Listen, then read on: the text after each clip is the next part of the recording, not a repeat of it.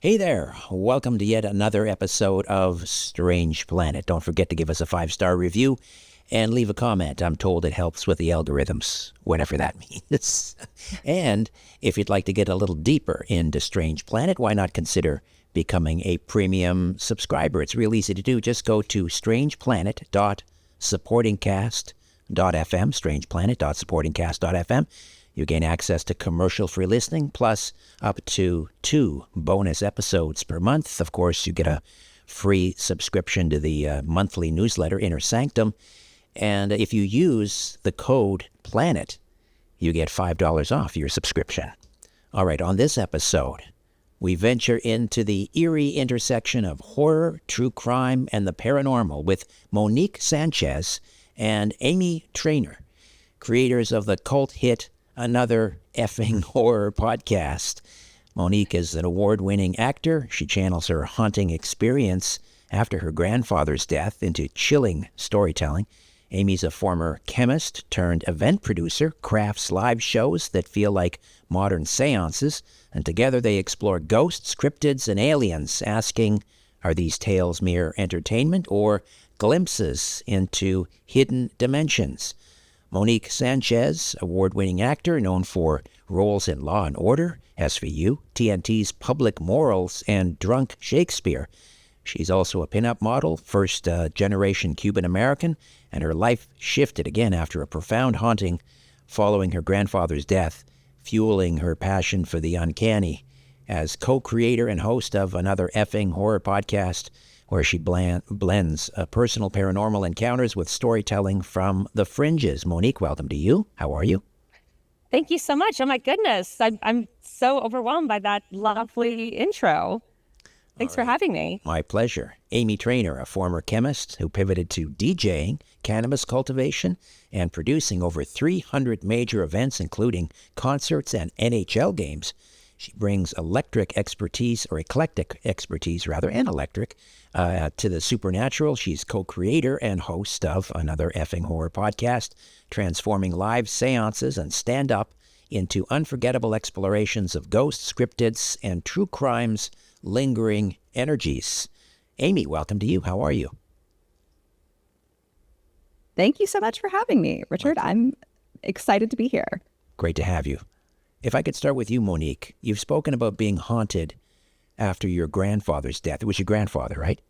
Yeah. I have that right? Okay. Do you think that experience was a personal manifestation of grief, or was it perhaps a genuine opening of some sort of a doorway into another dimension? So it's interesting because I don't necessarily consider it being haunted, because I almost feel like there's such a negative connotation to that word. Mm-hmm. And I'd had experiences before he passed, just in my life of that I would deem more frightening or more in the like haunting, I guess, category. But I think that what was so kind of fascinating to me about all the experiences I had after my grandfather passed was kind of that thing of, there's always the question of like, is there anything after this? Is there an afterlife? Is there a way to communicate from the other side? And I feel there was just so many things that happened that I kind of, any doubts I had were just gone. Like I always say that if I didn't believe in an afterlife before my grandfather passed, I definitely do now, for sure. I get it. So yeah, you don't look at it as a haunting or something, scary. It's more faith affirming, perhaps. I guess so. And it was something that it was never. It was never sad. It was always like the first thing that happened was right after he was buried. There was a toy that we had bought for my niece, it was less than a year old, and it was this it was like a purse. It looked like a purse, but what you couldn't open it. It just like had the shape of a purse, and it had 4 big buttons on it. And you'd push a button, and then a trapdoor would open, and a female Disney character would pop up and say something cute. And I'm from Florida, so we're like a Disney family, of course. So my dad and I had assembled this playpen for my niece. We'd put all these toys that my mom had bought for her. And it was like maybe like 15 feet away. My dad leaves. My mom, whose father was the past, that she was very close with, comes down, and she's obviously, very distraught and devastated. And it's just the two of us in the house, and she's talking about my grandfather. And then all of a sudden the trap doors start going off on this toy. And no one touched it. And, and I do like to have like a healthy amount of skepticism to things of like, well, maybe it can be triggered audio wise, even though in my heart I knew it wasn't. But I still looked it up, and sure enough, the only way that those trapdoors are going to open is if you push the button. And it was just a thing like, okay, like noted. And then there are just so many other things that happen, like, like when my grandmother, there would always be a thing with lights happening around my grandmother, and who's his wife. Like, the first day she came to stay with my parents after he passed, my dad was in the garage, like, going through their papers and shredding things, and the headlights on the car flashed twice. And my dad was like, okay. So he goes, he like checks, is the car on? No. He turns it on, he turns it off, and he turns to leave, and it flashes twice again. And then there was just like a lot of like, and it was, and just, it was so in keeping with like who my grandfather was. He never wanted anyone to be upset. He was very old school kind of man that, like the girls were like, you couldn't share certain information to the girls because it was too upsetting. And he had 2 daughters. So, and he always like, whenever there was like a rift in the family, he'd be the one to like, be like, what are you guys doing? Like, and he just wanted everyone to just be like fine and good and happy. And it just kind of felt like, him just being like, I'm okay. Don't worry about it. I'm okay. And so it was really, it was very, I guess a very long-winded way to say like kind of faith of affirming, and just nice to hear from him, I guess, and that he's still around. You're right. Yeah, haunting is totally the wrong word. It is very uplifting, actually. Comforting, I would think. Amy, you're a former chemist, so you have a scientific background. How did that influence your approach, let's say, to investigating or understanding supernatural phenomena? Yes, I tend to veer more to the skepticism side, and I do feel that a lot of scientific research has kind of gone into the paranormal and parapsychological, and there's a lot of really interesting studies that don't really prove, concretely that this is what's happening, but it's very interesting to note. So like studies on children experiencing past lives and all of this. I did a story once on how infrasound, which is sound that you cannot hear audibly, for those who don't know, can kind of manifest as symptoms of a haunting. So people will see shadow figures out of the corner of their eye. They'll have this ominous feeling of being watched, and it's basically you're experiencing the effects of infrasound. But there are stories and anecdotal evidence that I don't think that can necessarily be an explanation for, which is just piques my scientific curiosity. Like, I want to know if all of this is happening, there has to be some sort of explanation for it, of whether we figured it out or not. Is this, a many worlds theory where parallel universes are overlapping? Is this just some sort of electromagnetism that's leaving remnants in our universe? Like, someone at some point is going to figure it out, and I'm dying to know. Either way, I'm fascinated. So how did this podcast come together? How did the two of you come together? Either of you can jump in on that one. Well, it was the pandemic. And one of the many jobs I do is I manage live events for different liquor brands. And so live everything obviously went the way of the dodo in 2020. And but for a brief period, drive-ins came back. So I was hired to manage an activation at this like pop-up drive-in in a beach in like the Bronx in the middle of nowhere. And Amy was also hired to be a production assistant on that job. And it was funny because I had heard of Amy and I'd worked with her fiance several years earlier, but we'd never, even though we worked for the same company, we'd never met, we'd never worked together. And it was the type of job that you showed up, you set up, and then you like waited for 4 hours before the event actually took place. So, and it was in the middle of nowhere.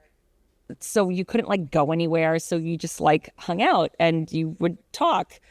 And it was either the first or the second day, I had been listening to a multi-part series on the history of the lobotomy, a podcast on it, like you do. Sure. It's just, Sure. some light reading on a weekend. Sure. Some light podcasting.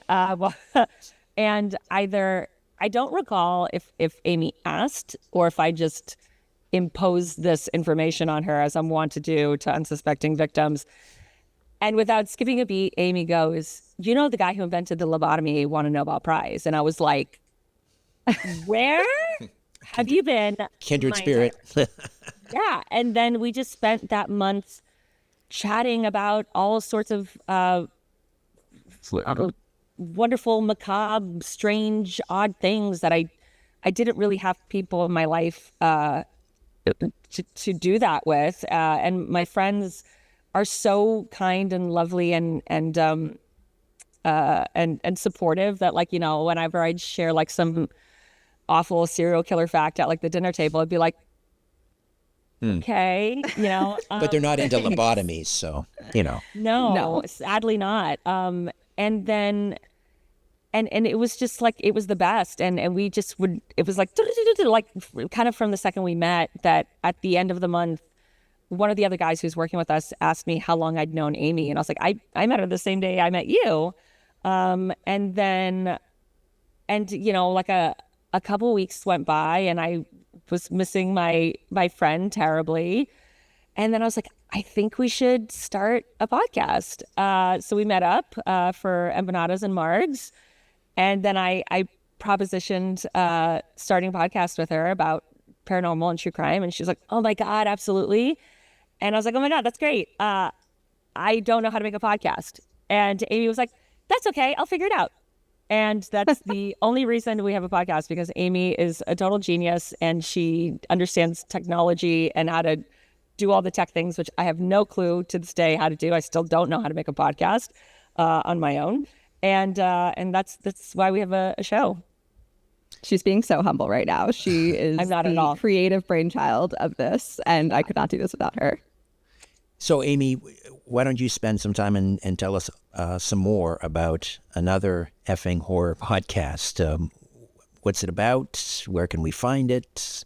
What does it sound like? Hopefully it sounds like a conversation with your two best friends. We're very well researched, but we try to be pretty casual about our deep dives into paranormal stories, true crime stories.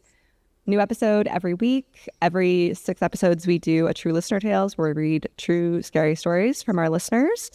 And we just try to have fun with it. A lot of the stories we deal with are on the darker side, and we feel like we bring a little bit of levity to an otherwise dark topic. But we vary it up. We like to cover aliens, ghosts, cryptids, anything that kind of strikes our fancy.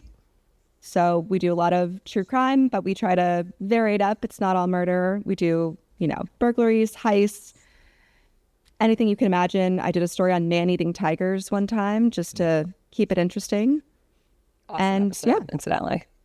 I was fascinated by that. Apparently they can hold grudges and they will hunt you down. Yep. Even though like the scientists say they can, I'm like, you've never had a cat be mad at you. Clearly, you've never owned a cat and not to be mad at you. And you're going to tell me they can't hold a grudge, please? Yep. And well, sticking with the man-eating tiger theme, so is this true that when people in, let's say, India, for example, or Siberia, when they're walking through the woods or through the jungle, they'll wear a mask on the back of their head so that it looks like they're facing any would-be predator? Is that much of a deterrent? Interesting. I don't think I've heard that before. Yeah, they'll wear a mask, like a mask backwards, so it looks like they haven't turned their back on a would-be predator. And apparently this works. But if I'm a man-eating tiger, I would hardly think that would be much of a deterrent. So I was just curious as to whether it works or not. Yes. So, I would be too. So you're the skeptic in this, Amy. So let's say, for example, let's talk about cryptids for a minute. You're talking about, this is the about Sasquatch. And I was just reading earlier about a recent sighting of perhaps some Bigfoot tracks in the state of Maine, which apparently is a hot spot for Bigfoot. I mean, how would you approach that episode? Monique, would you take the, I'm a believer, and Amy, I'm a skeptic? How does it work? I am skeptical, but I also like to give people the benefit of the doubt. And there are a crazy amount of sightings. Monique did a really interesting story one time about the Otay Mountains and portals, which science tells us are real. There are portals that exist, and that perhaps Bigfoot is using them to travel from our universe to another. Not sure, but I'm always fascinated by things like that, of where not only is there a sighting, but there is a theory as to how this is all happening. So I am a skeptic by nature, but I do like to give people the benefit of the doubt, and I love a creepy paranormal story. Even if it's not true, like, I'm here for the ride always. Yeah, and I don't always fall automatically in the believer camp either. Like, I've definitely done a couple stories. There was one story I did, because like I said, we really like researching. We pride ourselves in being very well researched. And there was one story that I heard I'd read and I'd heard on another show, and I just like loved it. It was so spooky. It was so like creepy. And then at the 11th hour, I found something that at minimum disproved certain things in the story. And it was like, is it still a great story? Yes, it is. But now does it call into question these things? Like, yeah, it does. That doesn't make the story less awesome or creepy to hear, but it's probably, at least the way that the person presented the story, their experience, or their secondhand experience, it is not accurate, and sometimes it's cool to like debunk stuff. Like, one of our very early episodes was the dear Amy covered the Dear David Twitter phenomenon of this guy claiming that there was like this like child ghost who was haunting him, and it was all these pictures and this and that, whatever. And Amy, in her tenacity, and there's even like a movie made about it, but Amy proved that it's fake, that it was total hoax. And which I thought was amazing, because like I haven't read anywhere that anyone's been able to prove it, and Amy was able to find it in the photographs that it was fake, that this guy was faking this. How did you find out it? How did you bust him? He had a bunch of Polaroids that he had taken, and he was claiming that they were appearing white for certain reasons or appearing all black for certain reasons. And I have a Polaroid camera in my apartment, and I very easily proved you can turn them white by exposing the film beforehand, and you can turn them black by just covering the viewfinder. And I, took pictures of all of the Polaroids I had taken and basically recreated exactly what he showed.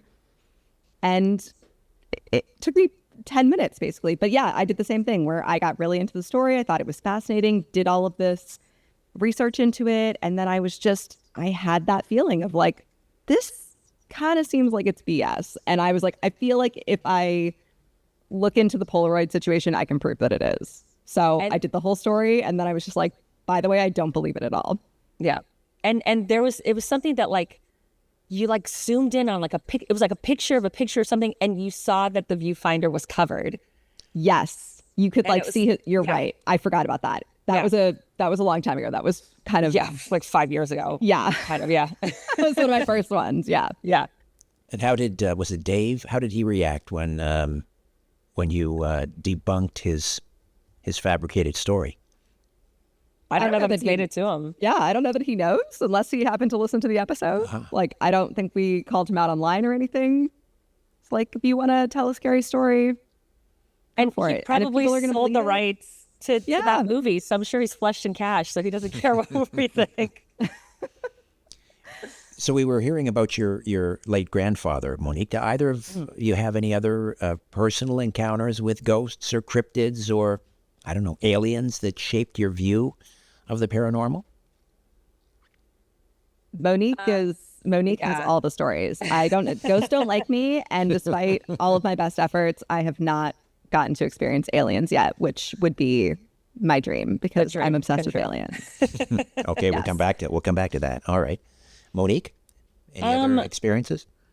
I mean, I have so many, but I guess the one that I actually did do a story on, because it was one that really rattled me, was I was in my apartment that I still live in, and they had been doing construction in the building, which allegedly, like doing construction or remodeling, tends to like kick up paranormal activity. I guess maybe the ghosts don't like things changing. I don't know. And then there just like started being like kind of weird stuff happening in my apartment. Like I'd see like shadows like out of the corner of my eye going into my bed. And it was all like very specific to like my bedroom. Be like going into my bedroom. And then I remember waking up with a really deep, long scratch in the middle of my back in an area where I couldn't reach it. Oh. And I was like, oh, I don't know what this is all about. And I'm a very light sleeper. Like I toss and turn a million times at night. And so one night I sleep on my side. So one night I was asleep, and then I felt what felt like someone sit down behind me on my bed. And I was like, and I live by myself, you know, and so I'm like, what? And so I instead of turning, I guess the normal way, I go to turn like, cause it was like behind me, I go to turn this way, like down. And then I feel something like push my head down, like on my neck, like hold my neck down.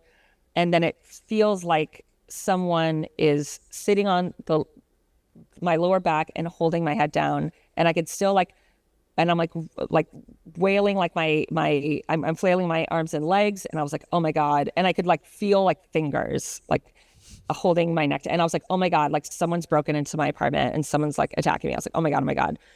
And, you know, it was probably like 5-10 seconds. It felt like a lifetime. And then there was nobody there. And I was like, okay, I don't like that. And, you know, and I remember like, maybe I was like, no, right? Right. Doesn't everybody? And then I remember like, you know, one of my best friends back in Miami, she suffers from sleep paralysis. And the people that I've told about this who suffer from sleep paralysis are like, yeah, no, that's not what sleep paralysis is, because it's not like that. And that was just a very scary, tangible situation that I've never really experienced before, and haven't had anything like that again since, fortunately. When you hear that story, Amy, what do you make of it? I mean, are you skeptical not skeptical that she's fabricating the story. I mean, the experience is real, but is there a prosaic explanation for that, do you think? That's a weird one. See, that's one of those where, especially because I know Monique and I know she's not one to just make this up. So to me, she's a credible witness. That's one that kind of sticks with me, of that makes me question my skepticism. Because how do you explain that? Right. I want to come back to you, Amy, on the topic of aliens. Yeah. This is something, I guess, near and dear to you. What's your fascination? Have you seen a UFO? No. That's my dream. I would love to. I've just always been fascinated with them. My dad got me into like 80s sci-fi movies growing up. So like I love Alien, I love The Thing, I love Predator. That's all my jam. And I've just always been fascinated by them. I grew up in Florida, and there's a very famous UFO sighting there, the Gulf Breeze incident. And I can remember when I first heard about that, I was like, okay, they don't just happen out west. They don't just happen in Roswell. Like, this could happen to me. And still, despite all my best efforts, it has not. But I'm always fascinated by stories. I do a lot of alien stories, and it's just fascinating to me that there's so many parallels and similar experiences, especially with all of the government revelations about this recently. Like, it seems plausible now. Like, I don't necessarily disbelieve in aliens. Monique, what do you make of all of these recent, well, for example, right now we have congressional hearings going on regarding, secret government UFO crash retrieval programs and back engineering. We had the testimony of a whistleblower, David Grush, talking about a program where they discovered or recovered, he called them biologics, but in other words, alien bodies. Well, what do you make of all this? Yeah. Oh yeah, I 100%. I believe all this. One, as Amy mentioned, it is a fascinating, because you do see these patterns that exist, right? And Amy covers a lot of alien stories, and you see like the same things keep coming up, and people keep saying that they have this very similar experiences, and without necessarily knowing about other people's experiences. And and then when you have all of these and you get a lot of people who mentioned seeing things are people who work in the military, because it is quite common for there to be activity around military bases or like naval bases, because there's like a thing of like this concept of like water being almost like a conduit for like paranormal and supernatural alien activity. And the way I see it, I'm like, if I'm trusting this person to defend my life and to defend our country, then why would I not believe their experience and what they're saying? Especially since, Amy and I always say, at very minimum, they believe that this thing happened to them. And it's not surprising to me that, the government is coming clean about things. Like, yeah, the government hides things from us all the time. That's kind of their gig, for better or worse. It is kind of fascinating, though, to live in a time where there are congressional hearings about this, and it's not just in a movie, but it's actually happening. And there's people trying to put, legislation to have like disclosure, and it's a fascinating time to live in with all that happening. What do you make of the likelihood that we'll get some sort of official disclosure from some government agency? I don't know if it's the President of the United States on the White House lawn declaring, we are not alone. Or, well, that's the question. Do you think we're going to get disclosure anytime soon? I'm going to defer to you, Amy. And defer to me? I Yeah. have no idea. I feel like they have tried to keep it under wraps for so long that they will probably continue to do that. Although I do kind of feel like this information getting released now is kind of a way to ease us all into it, in a way of like, we're preparing you because we can't just spring this on you. You would lose your mind. So we're, giving you these little tidbits here and there, and we're slowly getting you to the point of where we can come out and say, yes, by the way, there's aliens, and we're going to have to deal with that now. And why this veil of secrecy for, let's say, since Roswell? So we're talking about, what now, almost 80 years, 78 years of secrecy. What's the motive? I mean, are they hiding alien technology? Do they fear that this is going to be too disruptive to organized religion? What's the holdup? Why the secrecy? Your guess is as good as mine. I think it's probably a little bit of all of that. And I think a lot of it, especially from the military's perspective, is probably, if we have this technology, we don't want it to fall into the hands of our enemies. So we have to keep this under wraps. This is very top secret, because we can't have everyone having this, I feel like, is probably the American mentality to this. Mm-hmm. Monique, do you think there's overlap or a commonality underlying a lot of paranormal activity, including, let's say, for example, you mentioned sleep paralysis. And there seem to be some parallels between sleep paralysis and things that happen during an alien abduction and so forth. Mm-hmm. What are your thoughts on that? Sort of a commonality underlying all paranormal activity. I mean, that I definitely hadn't really thought of that, but that it is true. You do hear in a lot of alien abduction stories, or of this concept of apathy, that there's a thing that comes over people where they're just like, they're not freaking out, they're very chill, but when they look back on it, they're like, oh, that was like so crazy, like, why wasn't I more freaked out about this? Why wasn't I more upset about this? But that you do see this pattern of apathy, alien apathy, where it's kind of similar to sleep paralysis. But, I guess, it could totally, the universe is all connected. Like, everything is connected, right? So it wouldn't be that surprising that all these paranormal happenings also are connected in a way as well. Amy, do you think there's something unique about individuals who, certain people see ghosts, certain people see UFOs, others do not? I've never seen a UFO, you have not. Do you think there's something about their, I don't know, biology? Maybe their, what's the part of the brain, the hippocampus?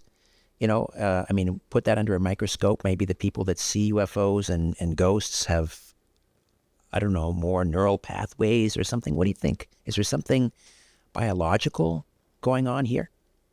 I think so. I'm not a person who's really super sensitive to paranormal things, but I definitely think Monique is. And I don't know if that's because she's more open. She's had experiences herself, so she's aware that this is a possibility. You hear a lot of children who seem to see things and experience things more so than adults because their minds are more open to the possibility. It seems like the reasoning most people give. You also do hear a lot with alien stories specifically that it's almost a generational thing. Mm-hmm. That people who have these experiences, especially experiences throughout their lives, where it's just from the time they're a child, they have multiple visitations, multiple sightings.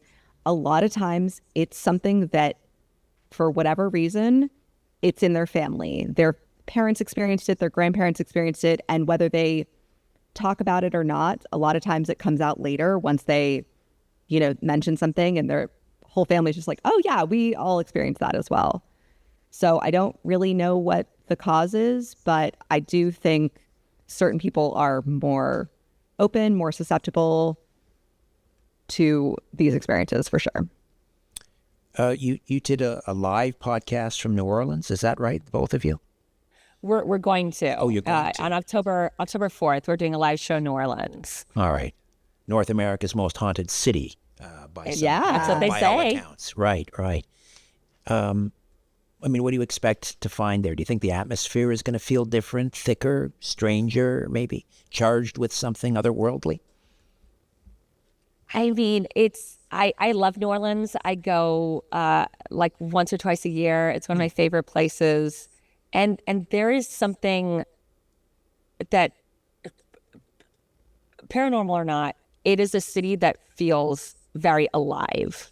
You know, like you literally will turn a corner and there will be like a 10-piece brass band like on the street, just like randomly playing. And this isn't like, and there's so much like, and I think that part of the aliveness, as you see in their music and their culture, is very connected to their belief in their spirituality and how in tune they are culturally with it. Because you have the voodoo aspect, of course, which a lot of people know about, but that's also a very Catholic city, and they're very open about that in everything, and it just like has a feeling like no other place I've ever been to.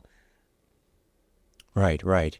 Yeah, you've got an interesting sort of, well, gumbo, kind of a mix of cultures, right? You've got Creole, you've got voodoo, you've got Cajun. So maybe there's something, the mixing of cultures, like Appalachia is a little bit like that too, right? And there are some real hot spots for paranormal activity in Appalachia. Is it cultural, do you think, as well?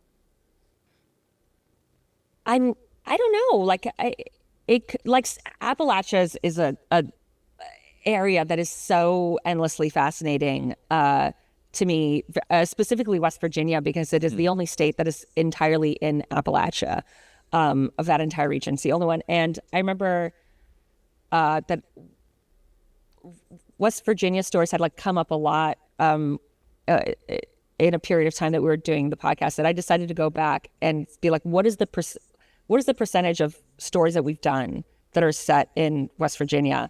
And it was the top third. Like it was like New York, California, and then West Virginia. And like population wise, West Virginia is like nothing. It's negligible compared to a state like California or even New York. And I don't like, I think with a place like New Orleans, I think culturally like that,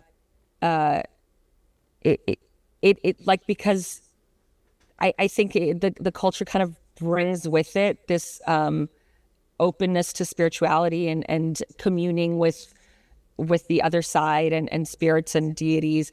And Appalachia, I really don't know. I'm someone who very famously does not like the woods. I don't go in the woods. Don't ask me to go camping. I'm not about that life ever. And I don't know if it is just that thing of like, you don't know what's going on in the woods. And there's a lot of woods in Appalachia. But it seems like everyone in Appalachia does know what's going on in the woods. And their thing is just, if you saw something in the woods, no, you didn't. If you heard your name, no, you didn't. And it's just a known thing. Like someone's whistling, nope. Like, and it's their rules. Yep. It's their rules, and they're known, and it's very, it's so fascinating to me how it's just this whole area. It's not just like your grandparents, said this thing. It's like this whole area where these communities are like, nope, you did not see anything. You're not going in the woods at night. Like, I really don't know what to make of it, honestly, other than something's happened in Appalachia. Let me tell you, right? It's crazy. And it's happened enough that they made rules and everyone is aware of this situation. Like, don't taunt it, don't run. Like, something is there. We don't know what it is. We don't know how to explain it, but we know. but certain places seem to have some kind of an energy. We mentioned Appalachia. You're in the Hudson Valley, right? They're tremendous UFO. That's a tremendous UFO hotspot in the Hudson Valley. John Lennon living in, I think he was in Greenwich Village at the time when he was living with May Pang, not Yoko Ono, at the Dakota, but he had a very famous UFO encounter. Even wrote a song about it on Walls and Bridges. What is it about physical locations? Is it, I don't know, ley lines, or I don't know, maybe quartz crystals in the soil or something? I don't know. I'm just grasping at straws here. But what do you think it is about certain physical locations that seem to attract paranormal activity? There's been a lot of theories about this. Like we said, water is a big one. A lot of times it's, New Orleans, New York, like all these places are on the water. Mm-hmm. I heard recently, apparently crop circles. I did a whole story on this because I thought they were BS, and then I looked into a little more, and now I think most of them are, but there are some that are defy explanation. And apparently they appear a lot under or over chalk deposits, that Mm-hmm. there's something about the chalk and the fact that it has something to do with like electromagnetism, like it's a good conductor of that. So something about the energy of the earth, wherever these places are, has something to do with it. It might vary from place to place depending on whatever that region's topography or, geological situation is, but there is definitely Amy froze. something that's drawing us. She's back. You froze for a moment there. All right. Tell me about these live shows where you blend a seance with stand-up comedy? Oh. So how our episodes work is every episode there's two stories. One of us does a paranormal story, and then the other one does a true crime story, and then we switch the following week who does what category. So our live show is going to kind of basically resemble that format. For the live show, I'm going to be doing the paranormal story, and Amy is going to be doing the true crime. And buckle up, because Amy loves horrifying true crime stories. Don't be fooled by her loveliness. She's lovely, wonderful, but she is very into traumatizing people by finding the most awful true crime story imaginable. I've done some zingers, that's for sure. All right. Do you want to take a shot at traumatizing me? What is the most horrific true crime story that you've dealt with on the podcast, Amy? There are so many. I do a lot of stories that involve cannibalism, which makes me question my sanity a little bit. So I've done a lot of those. I feel like a couple of the ones that have stuck with me, Lisa Montgomery, which was the first story I ever did, which involved a woman cutting out another woman's baby because she wanted it, like set up a meeting with her through Craigslist, pretending like she was going to buy a dog, and then attacked her out of nowhere. The baby lived. She just ran away with it. It's insane. And then, of course, to pretend that it was her baby, because she was faking that she was pregnant the whole time. And what happened to the mother? She passed away, yes. She passed away, right? Yeah. And did they ever catch this woman? They did, fortunately. Okay. Wow. And Yes. how is the baby now? Fine, as far as I know. Okay. Grown up, I believe guess, the is happening. grandparents, I believe, took care of her and she survived, but it's absolutely heartbreaking. Ugh. Wow. Yeah. Why is it just me? You mentioned cannibalism. When we're thinking about serial killers and cannibalism, for some reason, the city of Milwaukee comes up an awful lot. I've done some true crime, not a lot, but there have been a disproportionate. Would I be wrong in saying a disproportionate number of serial cannibals come from Milwaukee? we're Or talking Wisconsin, anyway, Wisconsin. well, Wisconsin. We're talking Dahmer and Geen, and Yeah. it's funny. I actually was in I used to date a man from Wisconsin, and I really early into us dating, I was like, so what's up with everyone like eating everyone in Wisconsin? And he was like, that was 2 people. I'm like, that we know of. Yeah, it's supposed to be the dairy state. I mean, why do they, cannibals? Yeah.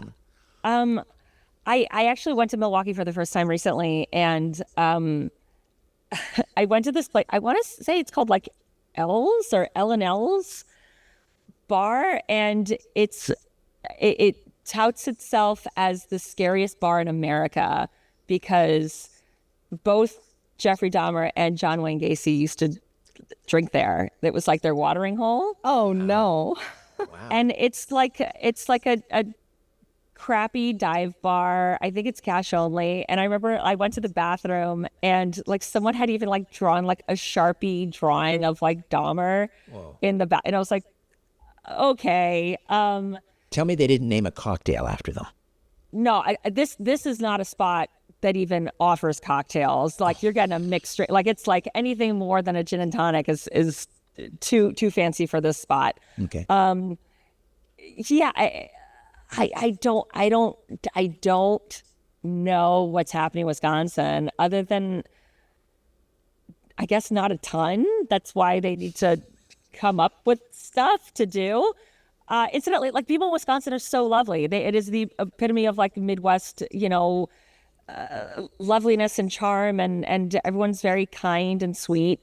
And I guess that's maybe why these people are able to fly under the radar a little bit because they are raised that way. Although, at least with like Jeffrey Dahmer, because his whole thing is he wanted to create like a human zombie, like a zombie sex slave. And he like originally found this mannequin, and he was living in his grandma's basement, and then his grandma found the mannequin and like threw it away. And then that's when he started escalating. I'm not blaming it on his grandmother, but it's like, what would have happened if he just cut the mannequin? I don't know. The mannequin. I think he just would have escalated anyway, because he just was not well and not, I guess getting help for things like that in those days was not really a thing you could do. I mean, I don't know that you can really get help for something like that today. Right. But yeah, I don't know what's going on with Wisconsin, and then people, the other white meat. I don't know. It's crazy. The other white meat.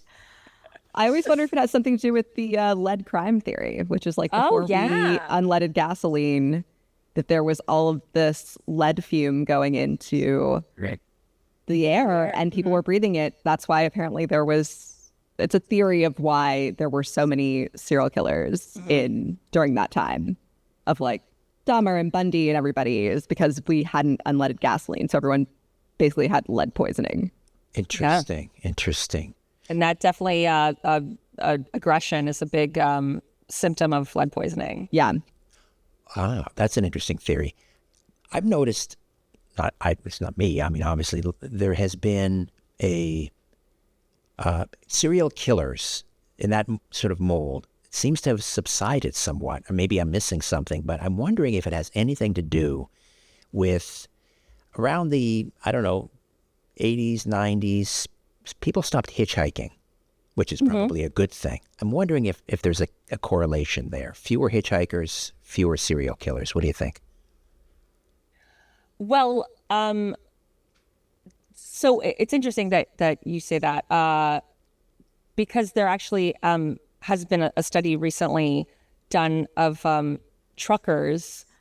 Yes.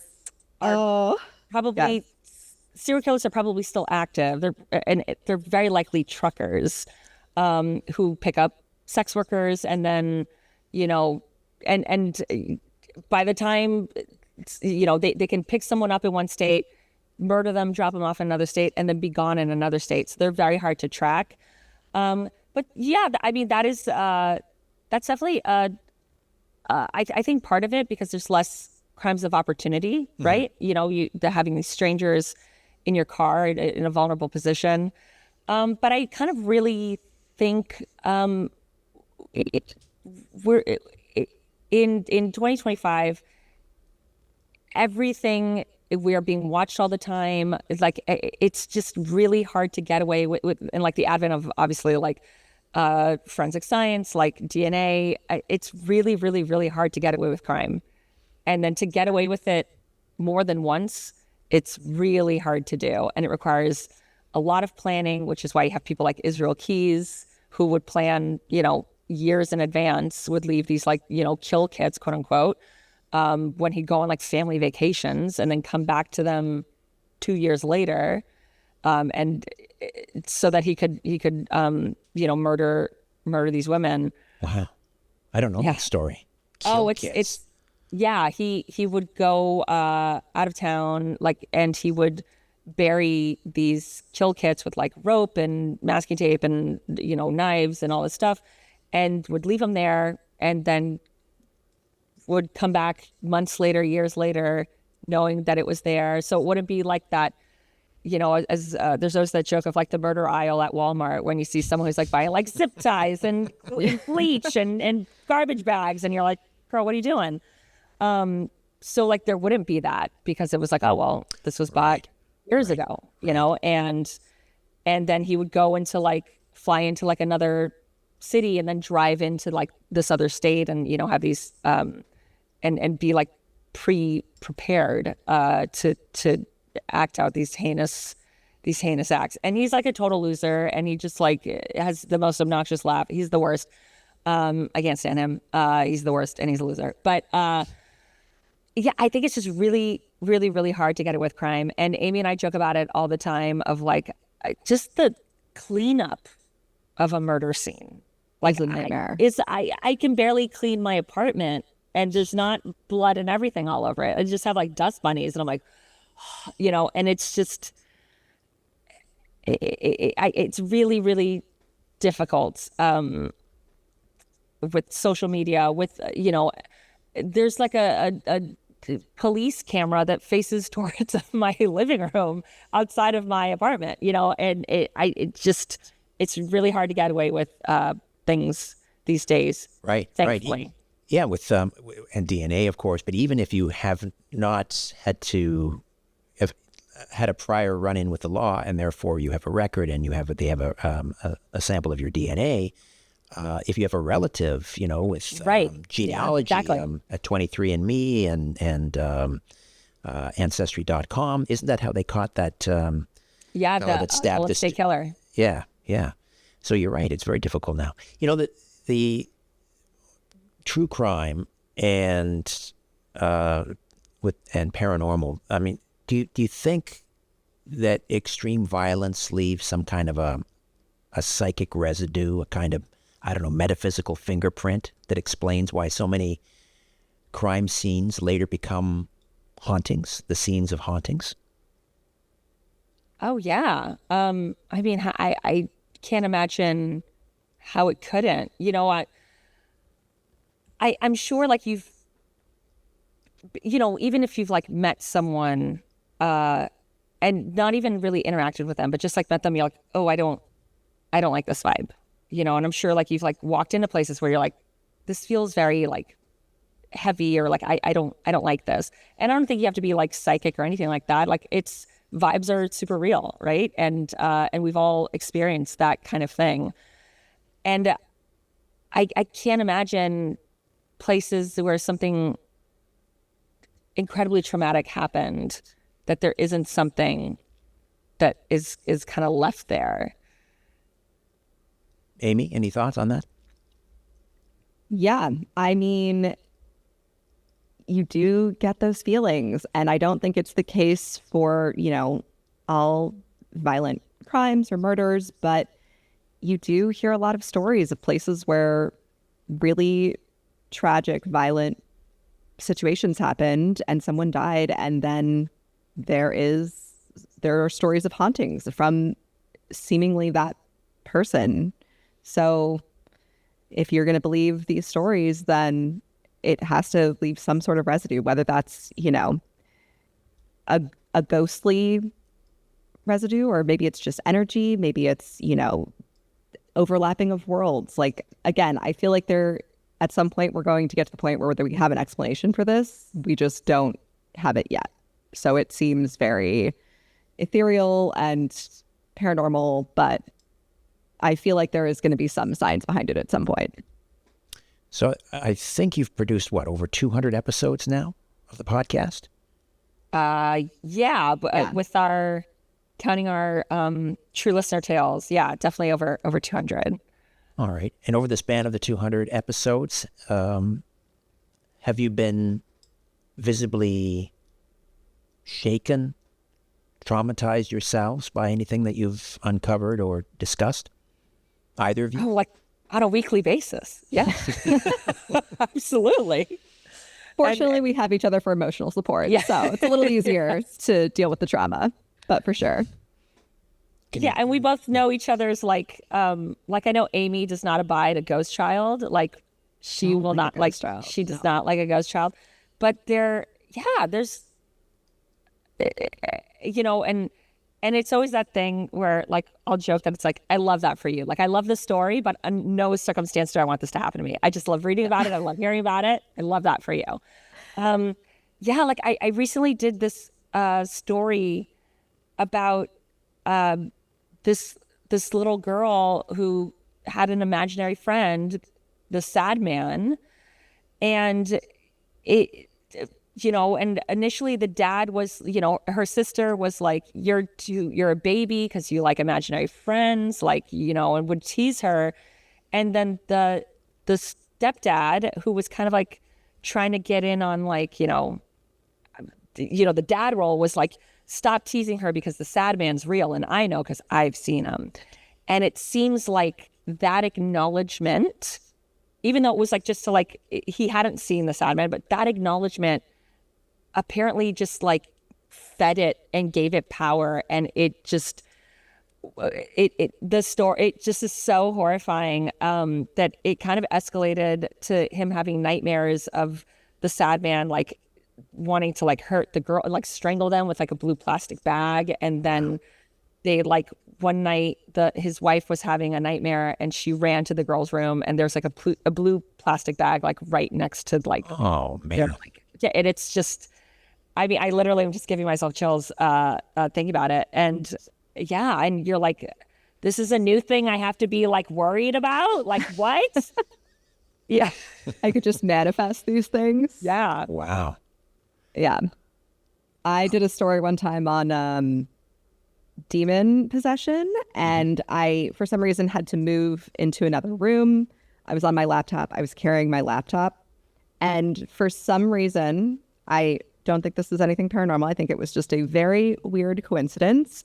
The only key that I hit on my keyboard was the 6 key, and I hit it repeatedly. So as I moved my computer, and I'm obviously carrying it from the bottom, I pressed the 6 key repeatedly, and I just had like 3 lines of 66666 over and over again. Well, apparently because she's like, I don't think I pressed this, but it was just like. But I, did have the mic on the keyboard, so I'm like, okay, this is just a weird coincidence.